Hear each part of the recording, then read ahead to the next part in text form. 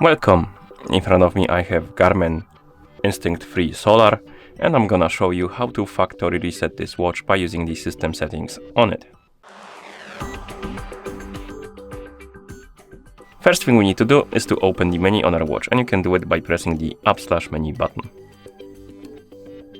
Once the menu opens, you can use the up button to scroll up, and once you scroll up, you should see the system option and it should be selected. Once it is, press the GPS button to enter, then scroll up again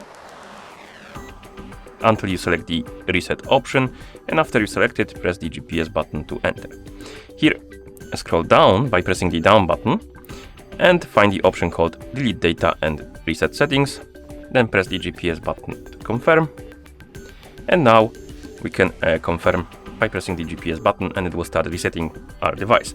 But before we continue, one thing to mention is that make sure that the battery level on your watch is at least above 20 or 30%, because if the battery dies during the resetting process, it might damage your watch. So please make sure that the battery is charged.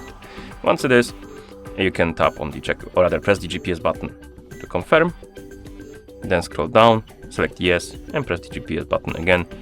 And the resetting process will start basically, and now we need to wait until it's complete.